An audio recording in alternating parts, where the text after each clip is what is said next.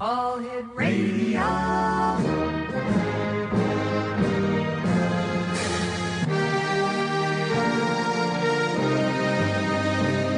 Welcome to the X Zone, a place where fact is fiction and fiction is reality. Now, here's your host, Rob McConnell.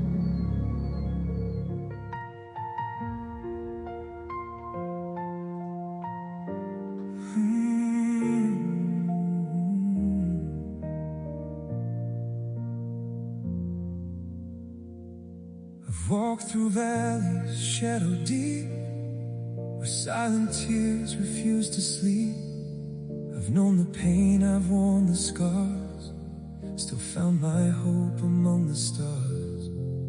Every page and every rhyme is a piece of this heart of mine. Not to build a monument, but to leave a little light where darkness went.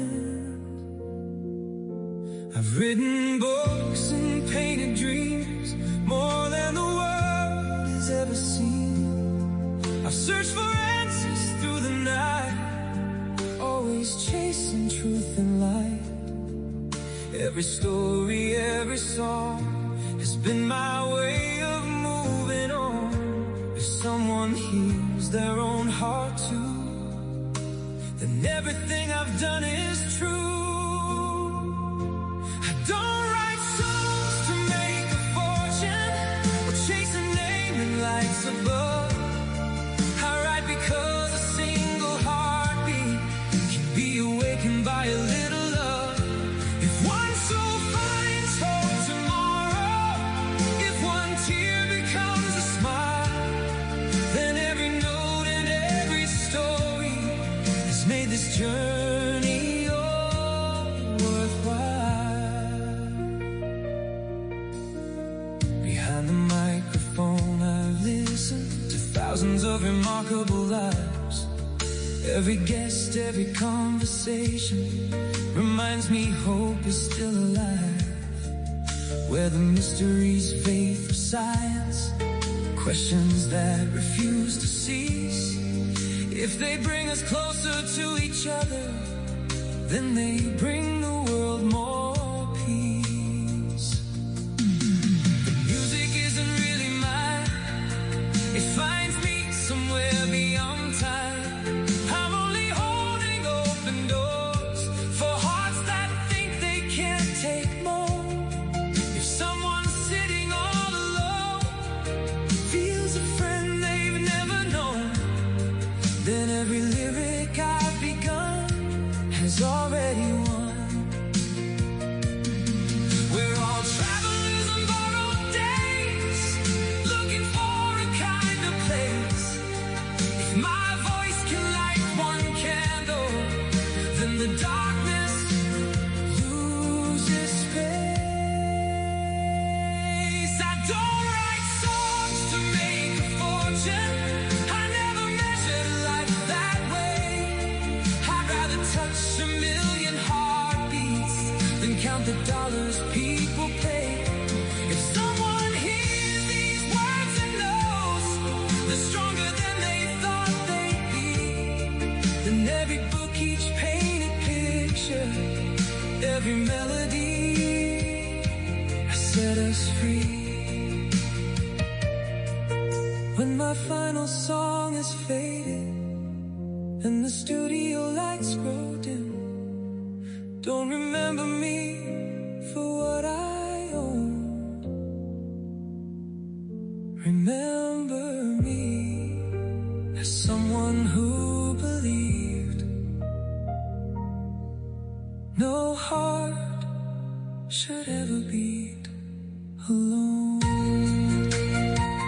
And welcome to the X Zone. I am Rob McConnell. We're coming to you from our broadcast center and studios in St. Catharines, Ontario, Canada, on the CanCon Broadcast Network and your hometown radio, Classic 1220 CFAJ AM, streaming us at classic1220.ca. If you would like to send me an email, xzone at xzoneradiotv.com, and on all social media sites, X Zone Radio TV. And the X Zone comes to you Monday through Friday from 10 p.m. Eastern until midnight, right here on CanCom and, of course, on your hometown radio, Classic 1220 CFAJ AM. Tonight, Exonation, we welcome Canadian author Chris Carter from Winnipeg, Manitoba, whose thought-provoking book, The Case for the Afterlife, is published by Llewellyn. For centuries, humanity has wrestled with one of life's greatest mysteries. Does consciousness survive physical death? Drawing upon his research into near-death experiences, apparitions, mediumship, and other unexplained phenomena, Chris examines the evidence and the arguments surrounding the possibility of life beyond the grave. Is death truly the end, or simply the beginning of another chapter in our existence? Please help me in welcoming to the X-Zone author Chris Carter. And Chris, welcome back to the X-Zone. Great having you with us again. Thanks, Rob. Nice to be here. Chris, what first inspired you to investigate the possibility of life after death? Well, I guess it was the experience of living in a haunted farmhouse for a year with some other graduate students when I was in England. My friend Barry was trying to convince me to join him and with two other graduate students to spend the next year living not in the dormitory, but rather in this farmhouse. And I hesitated because the dormitory was much closer to town and college. But then he told me that the place was supposedly haunted. And that got my attention. I said, has anybody seen anything? And he said, no, but there's been a lot of strange sounds reported. So I decided to bike out there and see the place for myself. It was a lovely old stone farmhouse, probably first built in medieval times. And while I was there, I stopped to speak with the carpenter who had his workshop on the property. And after a brief chat, I just came straight out with it. I said, I hear the place is haunted. And he said, well, I don't know myself, but the carpenter before me, he swore the place was haunted. And to make a long story short, that was enough for me. I moved in.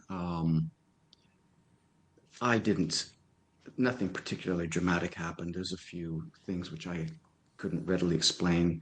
Doors slamming, a wall calendar mysteriously moving, a woman's voice, the fleeting sound of a woman's voice, seemingly out of thin air, things like that. But these strange experiences did get me thinking. And so when I returned to Canada, I wondered if any serious research had been done on topics such as haunting and so forth. On a trip to the local library, I was surprised to find out that this sort of research has been going on for over 100 years, especially by the likes of the British and American Societies for Psychical Research, which were both founded in the 1880s, included some of the best scholars and physicians and lawyers and philosophers and so forth on both sides of the Atlantic. The British Society was founded in 1882 by a philosopher at Cambridge University named Henry Sidgwick. And 2 years later, William James at Harvard University formed the American Society. And both societies worked very carefully and they cooperated fully, and they gathered an enormous amount of research, which seemed to indicate the reality of survival. And even many of the members who started off as diehard skeptics, such as Richard Hodgson, they ended up utterly convinced. Hodgson was a lawyer. He had entered into a pact with a lawyer friend of his that whoever should die first would try to communicate. Well, the other fellow, George Pellew, he unfortunately died of a fall in his early 30s. And within weeks, messages from Pellew started coming through. Mrs. Piper, I believe, the medium in Boston. And Hodgson found these messages so convincing, he came to believe that his old friend was communicating through Miss Piper's vocal cords. It was really astonishing. So that's what got me interested. And contrary to the often repeated lie, the British and American Societies for Psychical Research gathered an enormous amount of evidence in favor of survival, enough to convince almost every single one of them of the reality of survival, even the ones that started out as diehard skeptics and cynics. Chris, what is the central argument you present in the case for the afterlife? That the evidence is vast, varied, ancient, and utterly convincing. I present evidence from 5 independent lines of evidence: deathbed visions, the near-death experience, apparitions, children who remember previous lives, and seeming communication from the departed via human mediums. So 5 independent lines of evidence, all very different from each other, and yet all pointing in the same direction. That's sort of like a court case in which you have, not just eyewitness evidence, Sure. but forensic evidence and circumstantial evidence and a motive.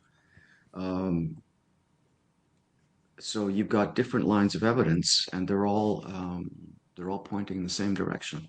That is enough, I argue in my book, to make the case for the afterlife beyond all reasonable doubt. And Prove it beyond all reasonable doubt. And doing the show for over 35 years now and speaking to, I don't know how many people we've had on talking about near-death experiences, afterlife experiences, and so on. The evidence is irrefutable. And, I have a hard time. That doesn't stop the cynics and the skeptics from trying to refute it. And I deal with them a great deal in my book.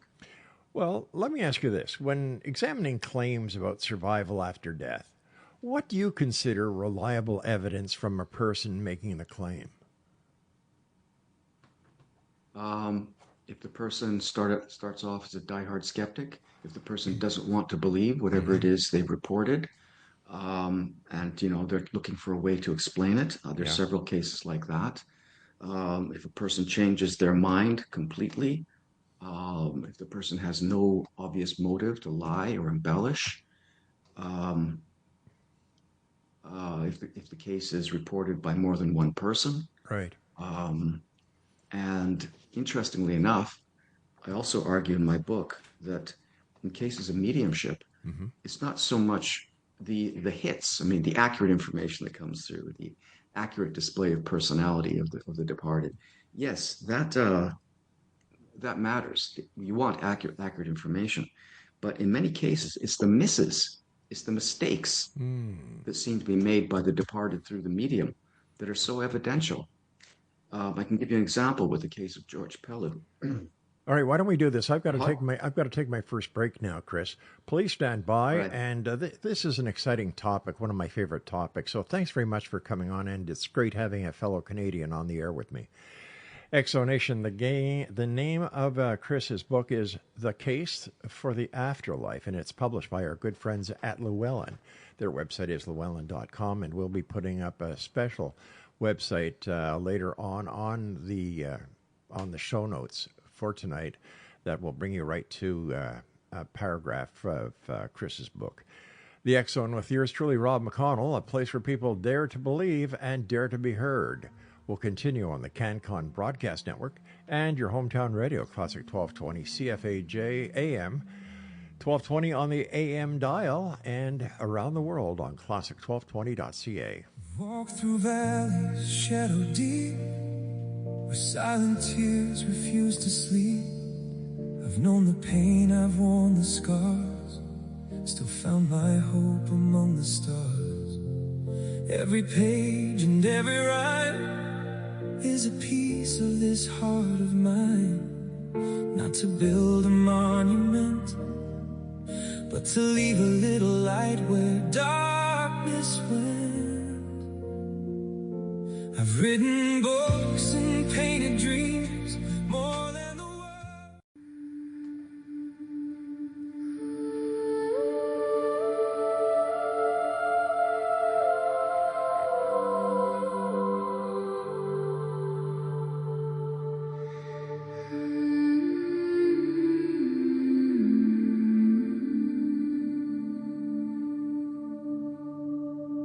There's a whisper in the silence when the final breath is near.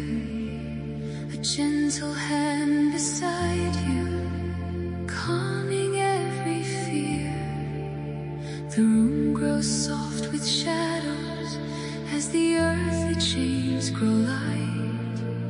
And somewhere in the distance burns a warm eternal light. Beyond the veil, beyond the night, past the sorrow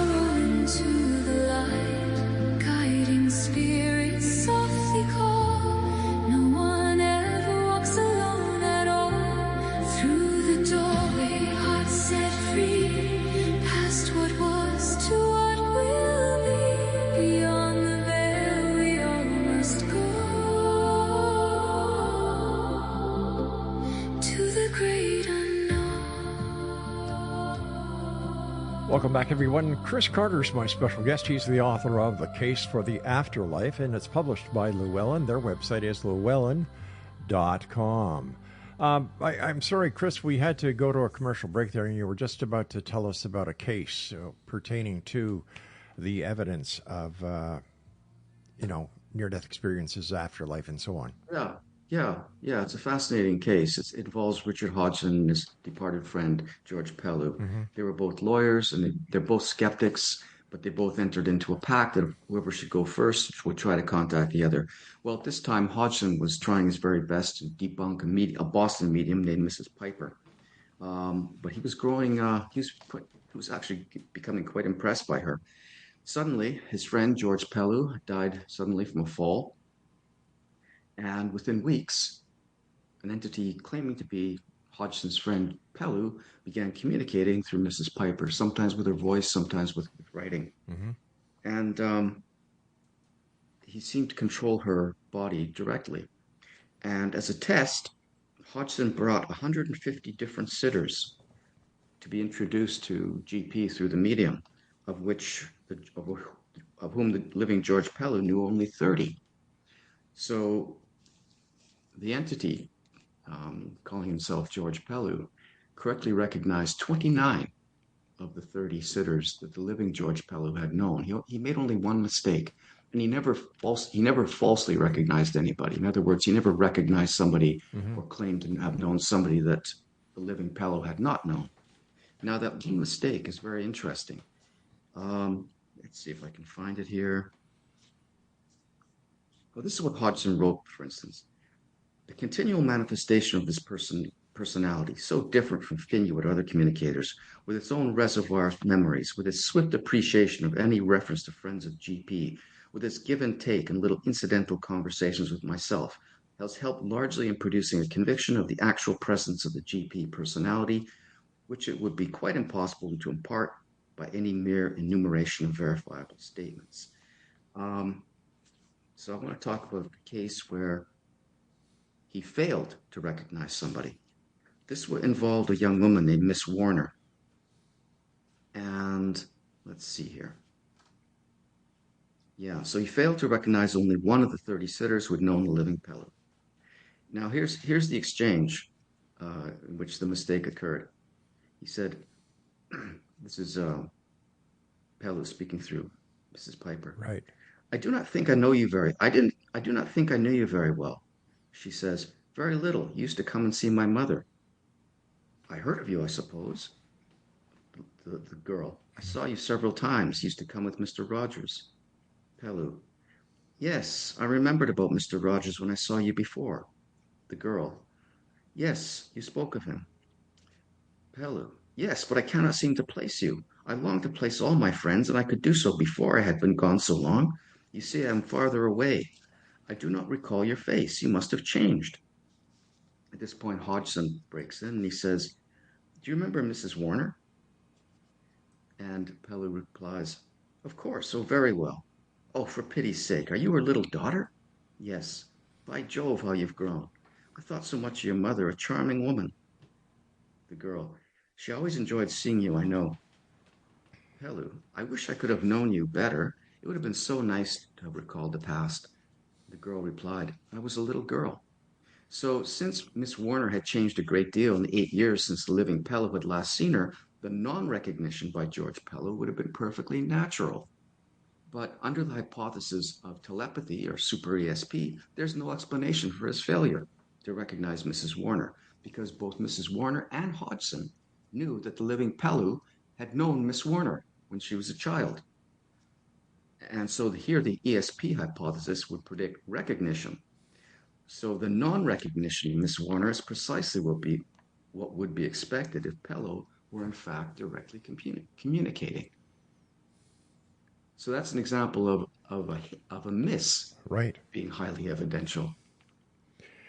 What are some of the greatest difficulties researchers face when attempting to study afterlife scientifically? The greatest difficulties? Yeah.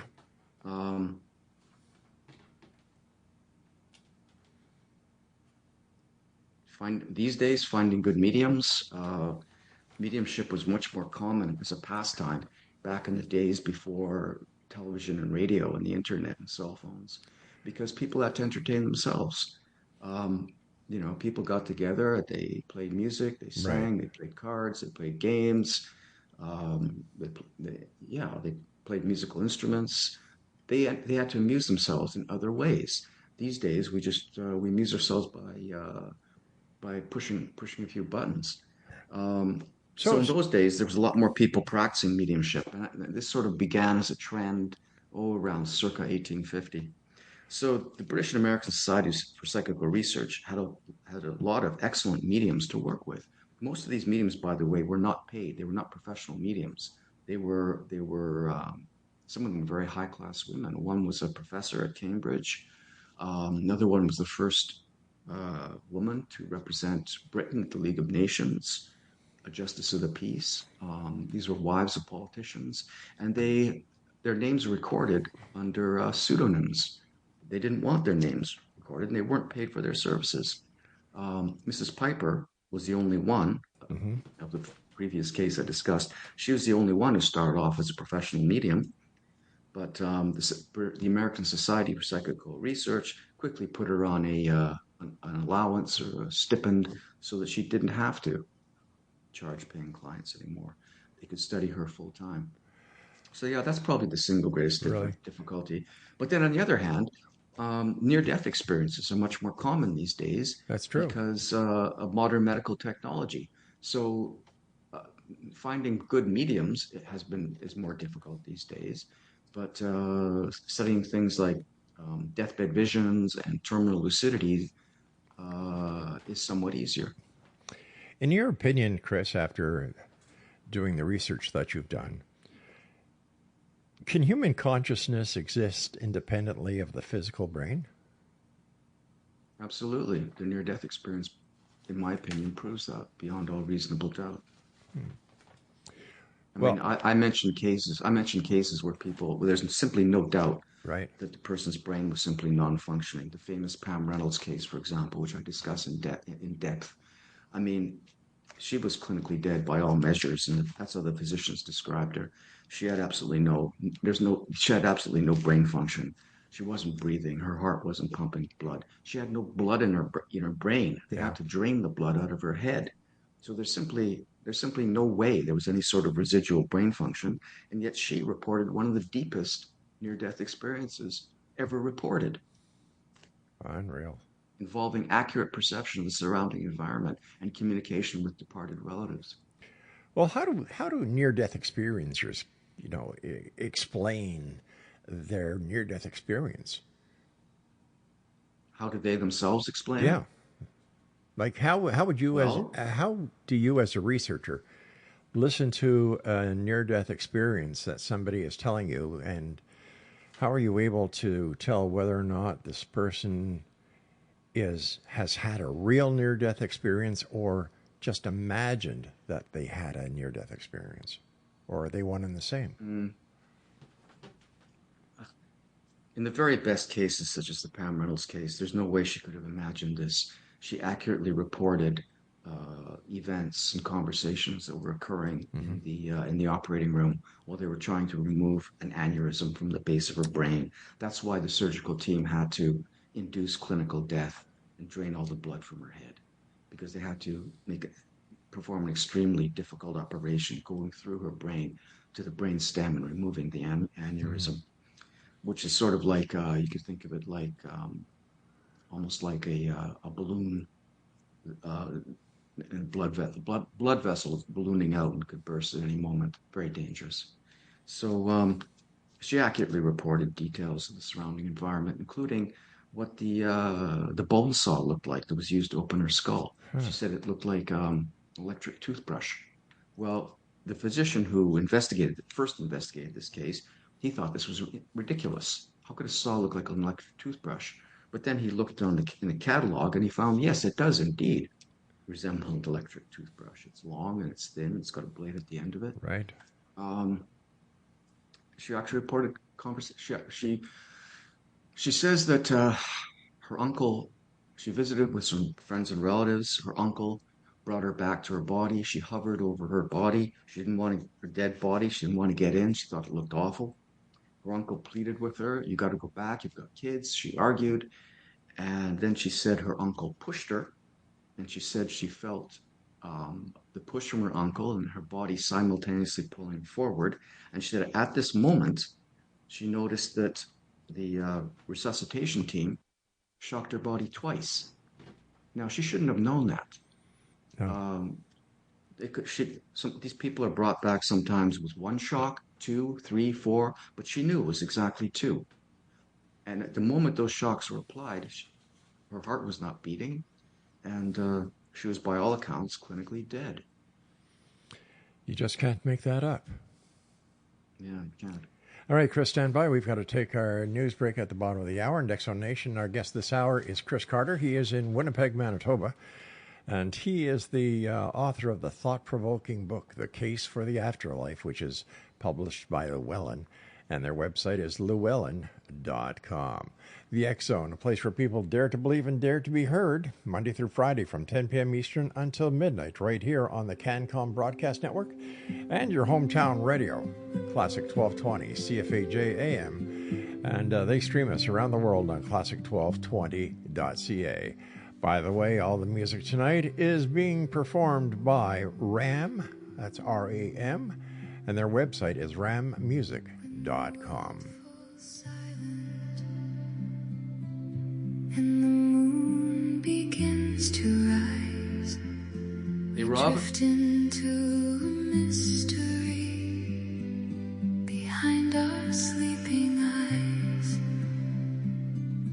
A doorway to forever. A path we cannot see.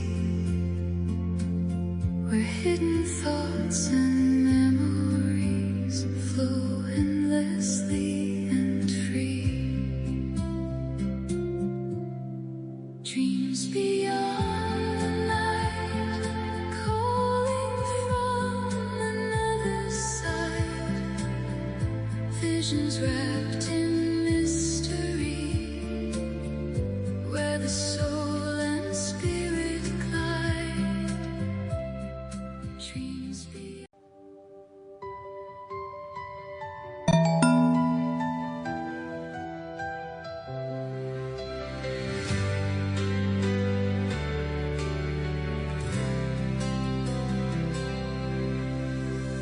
Out beyond the midnight sky, where the silver star trails run, there are lights that move in silence, far beyond the waking sun. Some call them angels descending, some call them ships from the blue. But when they shine through the darkness, they feel like something true. Are they messengers from heaven, or travelers from the stars? Are they watching from the cosmos, knowing who we are? Angels, UFOs, heavenly visitors, lighting up. And welcome back, everyone. Chris Carter is our special guest, and we're talking to Chris about his new book that is published by our good friends at Llewellyn, The Case for the Afterlife. Now, on our show notes that we put up for all the guests, we're going to have a special link to an essay that Chris wrote, and it's going to be available to one and all right after tonight's show. Chris, what features appear most consistently in the near-death experience reports that you've seen? A feeling of peace, feeling of well-being, a sense that of leaving one's body, feelings of joy, and some, in the most dramatic cases, encounters with deceased friends, deceased relatives, and sometimes religious figures or a mysterious being of light. Occasionally, life reviews are reported. These are very strange life reviews in the sense that people say they experience not only what they experienced at the time, but also the experiences of others. with whom they interacted. In other words, those they've helped, those they've hurt. Um, but yeah, those are the main characteristics. In your opinion, are near-death experiences influenced by a person's culture, religion, or expectations? A lot less than you might think. Um, a lot less than you might think. Not everybody who's deeply religious reports seeing angels or Jesus or Mm-hmm. Mother Mary. Some do, some don't. Some people who are not terribly religious will report seeing uh, Jesus or what have you. Um, if they do, sometimes very deeply religious people will encounter somebody, but they don't know who it is. They just say it's some sort of being of light that asks them to evaluate their life. Um, they don't vary as much across cultures as you might expect. To some extent, I think people do see what they would expect to see in the sense Mm-hmm. that if they expect to see if they do see religious figures, it's usually people from their own religion or figures from their own religion, not some figures from somebody else's religion. There are occasional exceptions to that, but that seems to be the case. When it comes to the research learned from near-death experiences, do near-death experiencers from adults, do their accounts differ from those reported by children who have near-death experiences? To some extent, there's differences and similarities. Children much less frequently report existence with departed people. And that stands to reason. Most children Mm-hmm. don't know anyone who's left this world. Other than that, not really. No way. Um, Children are more likely to report a conventional sort of heaven um, compared to adults. That's about it. If a child reports the type of near death experience they have, is it more? That's what I'm looking for. Is it more valid than an adult who's having a near death experience because the adult has had the years of experience, and could their near death experience be tainted by what they've learned, what they've seen, and sociological beliefs, and so on, compared to a I don't think child's? so. No, eh? I don't think so. I find very little evidence of any sort of cultural contamination in the experiences of adults. Adult experiences are just more detailed, more sophisticated, more likely to involve departed friends and relatives. That's all. Why do some people who come close to death report extraordinary experiences while others remember nothing? What was the question? Why do some people who come close to death report extraordinary experiences while others remember nothing? Well, it's a mystery. Approximately somewhere between 10 and 15% of people who who come near death and report these unusual experiences once they're revived. Why the other ones don't, who knows? Yeah. Maybe they had the experience and they forgot it. They weren't allowed to remember it. I don't know. No one does. The great unknown. Hmm. Okay, what are deathbed visions and how do they differ from near death experiences? Well, deathbed visions occur when uh, the person hasn't. They're still alive. They're just at the point of death. They'll just report things like perhaps seeing angels in the room, Mm-hmm. um, seeing departed friends coming to greet them, seeing their departed parents coming to greet them. Uh, they experience joy at seeing these people, even if they were gloomy before. So those are examples of deathbed visions. How important are cases involving children who claim to have had previous lives? How important are these cases? Yeah. Well, I think they make the case for the reality of reincarnation.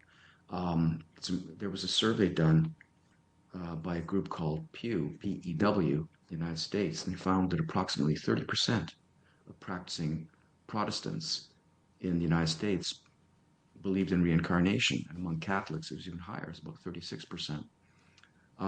The early Christians, it seems that they believed in reincarnation until the Second Council of Constantinople, and I believe AD 553. But this council was not declared by the Pope. He refused to attend. It was called by the Emperor at the time. And it's thought that making reincarnation, the doctrine of reincarnation a heresy, does not carry papal authority because council wasn't called by the Pope. Before that, many Christians accepted the reality of reincarnation. There's a very famous story from the New Testament where the disciples asked Jesus if a man born, why a certain man was born blind. Mm-hmm. They ask him, is it because he sinned or is it because his parents sinned? Now, how could the man sin before he was born unless he'd lived before? And in his reply, Jesus did not rebuke them. So it seems obvious to me that even at least some of the disciples of Jesus of Nazareth believed in reincarnation. Do you think it might be possible that the resurrection of Jesus Christ could be interpreted as a reincarnation? No, not at all. No way. He didn't come back as a child. These cases of reincarnation involve cases where children, once they've learned to speak, describe a previous life, their existence as a previous personality, and often with astonishing levels of accurate detail. So how do investigators rule out coincidence, suggestion, fraud, or information obtained normally in alleged past life cases? By doing very careful work. The most careful work was done by Ian Stevenson. He was an American psychiatrist who studied children, mostly starting in India and then in other places. He employed the methods of a police detective or historian. He was very, very careful. And he wanted to make sure that the child did not know anyone from the previous personality or their family. And he often brought the child to meet people that the child claims were their parents, their brothers, their sisters. In many of these cases, these parents, brothers, sisters, were utterly convinced that they were talking to their departed son or daughter, returned. Mm-hmm. Are there any statistics on how many children actually come out with the reincarnation investigation who provide the evidence that researchers like yourself would actually want to dig deeper into to validate the claims? I'm not aware of any such statistics. It's rare. It's rare for children, obviously, to report these things. But it happens across cultures. It's not just in the cultures of the Far East where reincarnation may be a part of that family's religion.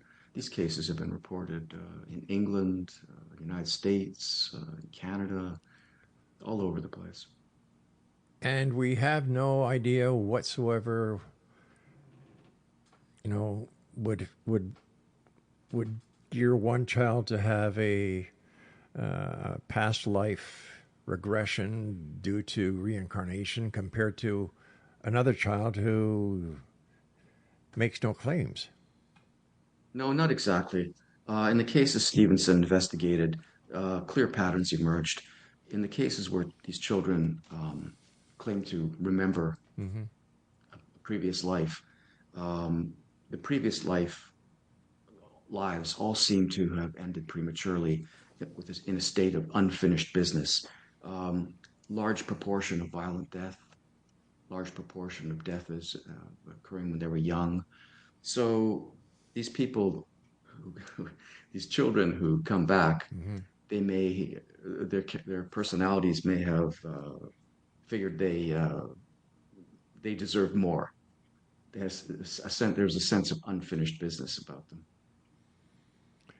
We're going to continue this conversation with Chris Carter on the other side of our final break that's coming up. And if you'd like to find out more about Chris, You can go to, let me see, Llewellyn.com. They've got a great search engine there. Just type in Chris Carter, and his book is available on the Llewellyn.com website. The X Zone, with yours truly, Rob McConnell, will continue on the other side of this final break for this hour as we continue this fascinating topic. Life after death? Near-death experiences?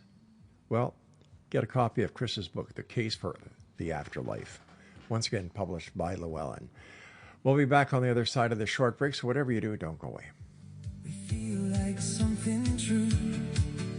Are they messengers from heaven or travelers from the stars? Are they watching from the cosmos, knowing who we are? Angels, UFOs, heavenly visitors, lighting up the night with wonder in their eyes. Angels, UFOs, crossing forever between the ancient heavens and tomorrow's skies. Are they wings of light or fire from above? Are they here with warnings or messages of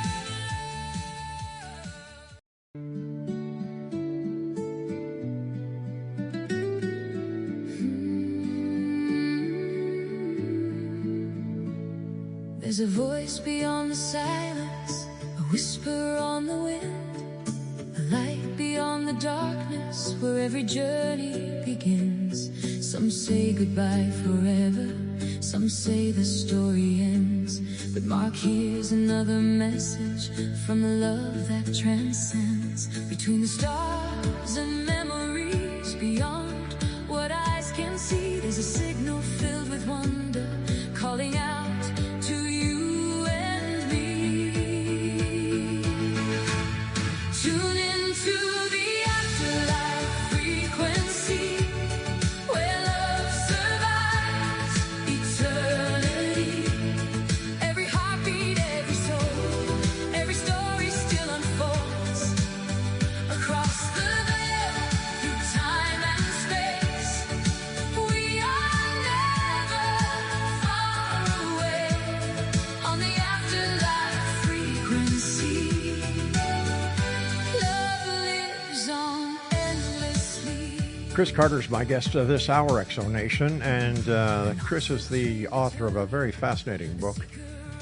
It's entitled, do you have your pencils and paper ready? The Case for the Afterlife, and it's published by Llewellyn.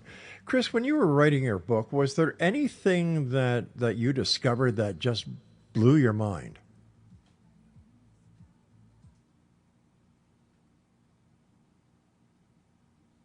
Chris, you there? Not really. Yeah, not really. The mind-blowing part was in the early days of my research after I got back from England, when I was blown away by the quantity and quality of the evidence for survival. That's when I started to wonder if I were fooling myself. You know, the confirmation bias. I was aware of the famous quote by Richard Feynman: "You must not fool yourself, and you are the easiest person to fool." And that's how I started examining the arguments of the skeptics, the so-called skeptics, the critics. I found a website devoted to debunking the belief in the afterlife. I was shocked and I was appalled by the ignorance of the author, and the quotes he supplied from other would-be or so-called skeptics were equally unimpressive. So I wrote to the author of this website and I stated my objections. He replied, and we engaged in an online debate which lasted several weeks. And so during the course of this debate, I gained great insight into the so-called skeptical way of thinking about these issues. And I became convinced that it was fundamentally flawed. And that's when I started writing books on the subject, challenging the so-called skeptical point of view. And the supreme irony of all the skeptical arguments against is that if a person has a solid grasp of the best evidence, then an examination of these so-called skeptical arguments results in an even greater conviction that we survived the death of our bodies. What is their number one claim that they believe that near-death experiences really don't happen? Well, again, I don't just deal with the near-death experience. I deal with five independent lines of evidence in my latest book. Yes, the near-death experience, deathbed Right. visions, apparitions, children who remember previous lives, and communication from the departed via human mediums. So when So you my so book when is you're not about the near-death experience. so when you were talking to this or communicating with this other webmaster or So-called whoever, skeptic, yeah. yeah, uh, Yeah. what kind of arguments did they try to bring up that it was just a bunch of bunk? Well, this guy in particular, I don't want to mention his name. He's a Noah? bit of a one-trick pony, and his central argument is that the mind depends on a properly functioning brain, and therefore survival is empirically impossible, and that's ridiculous. There's no evidence whatsoever that the mind is produced by the brain. I think that all of the evidence, including evidence from mainstream science, mainstream medicine, I should say, indicates that the brain's function is that of an intermediary between mind and body. It functions as a sort of two-way transmitter, sometimes from body to mind as in sense perception, other times from mind to body as in willed action. And we don't even have to bring in the near-death experience or apparitions or anything like that in order to prove the production theory false. There's something called terminal lucidity, which has been well known for thousands of years. Excuse me. Sure. And that's where someone who is suffering from dementia or Alzheimer's, a brain injury of some sort, in the days, hours, or minutes before they leave this world, they suddenly become fully normal, and they ask to speak to relatives and or friends, and this is taken as a sign of impending death. Um, I mentioned in my book a case of a woman suffering from advanced cases of Alzheimer's. She hadn't spoken coherently for over a decade. Days before her death, she suddenly seemed to wake up and asked to see her daughter. And her daughter said it was like talking to somebody who'd been asleep for 10 years. Um, Shortly afterwards, she died, and they examined her brain, and sure enough, it was extremely damaged with plaque of Alzheimer's. So, I mean, that indicates that disproves the notion that the mind is produced by the brain. And then when you bring in all the other evidence, the near-death experience, um, communication from the deceased via mediums and so forth, it's clear that the brain's function is that of a two-way receiver transmitter. Now, you're an Oxford trained philosopher who is writing about, let me see, some of the books you've written: Science and the Afterlife, Science and the Near Death Experience, and Science and Psychic Phenomenon, The Fall of the House of Skeptics. As a philosopher, how does that work into the scientific field when doing an investigation into near death experiences or the psychic phenomenon, or the articles and the books you write about? I'm a philosopher who's profoundly interested in science. My specialty is the philosophy of science and the philosophy of knowledge. I'm interested in what is knowledge? How do we know something to be true?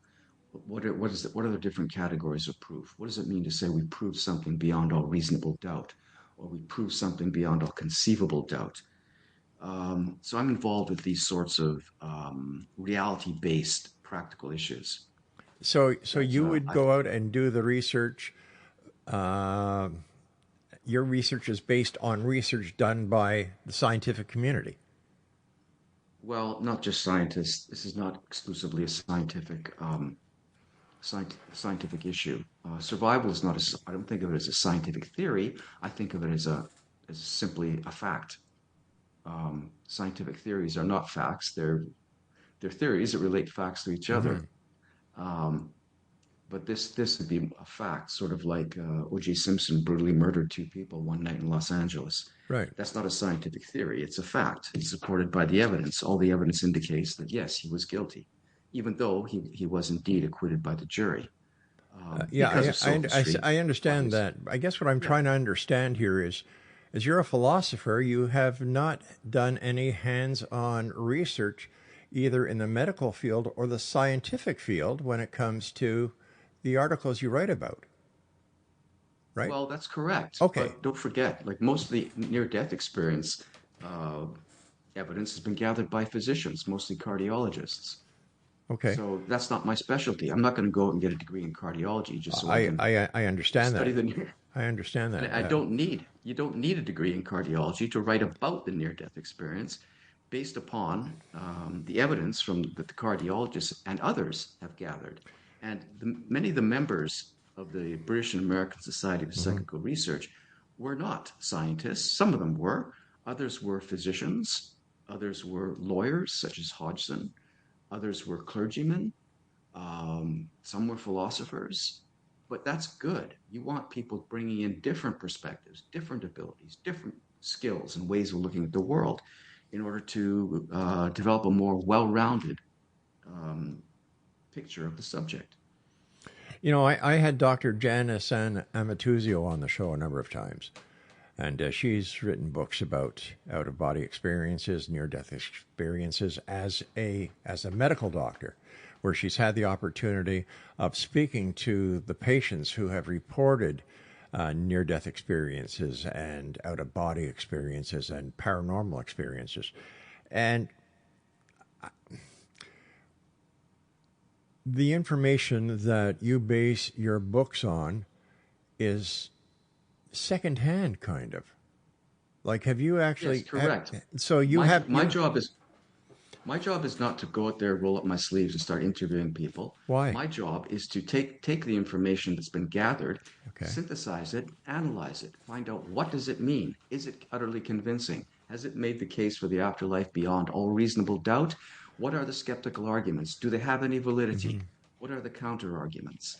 That is my job. But My how do you job is know that that of the a philosopher. information? How do you know that the information that you are analyzing is true and not made up? It's true beyond, I consider it true beyond all. The best information is, in my opinion, true beyond all reasonable doubt. There's simply no reason why a skeptic like Hodgson would change his mind after the death of his friend Pellew when he was bent on discrediting Mrs. Piper, exposing this medium as a fraud. There's no explanation why a naval officer would write a letter to the American Society of Psychical Research, desperately asking for them to explain away his experience of an apparition, which he discussed, which was an apparition of the woman's father who lived next door. He never met this man, but she showed him some photographs, and he said, "Oh, this is the man that I saw. Who is he?" He said, "That's my father. He's been dead 10 years." So there's no explanation why. There's no good explanation why people who do not wish to believe are dragged kicking and screaming Right. into an acceptance But if but of the evidence. speaking as somebody who is not an expert, okay? Why are not more people reporting these events if they are in fact really happening? Well, first of all, I don't think these events are commonplace. I don't think my experiences in that farmhouse were commonplace. I think they were unusual. But they Right. were not as unusual as the experiences of the people that I write about in my book. Remember, I'm working as a philosopher who's bent on examining the evidence and its implications, synthesizing it, analyzing it, and critically evaluating the arguments of the so-called skeptics, of the Right. critics. Okay, I hate to do this, know- but we've just run out of time, Chris. Please send me that link, All and right. I'll make sure our listeners get it. And Explanation, our guest this hour has been Chris Carter, and he's the author of The Case for the Afterlife, published by our good friends at Llewellyn. I'll be back on the other side of the top of the hour as the X Zone will continue right here on the CanCom Broadcast Network.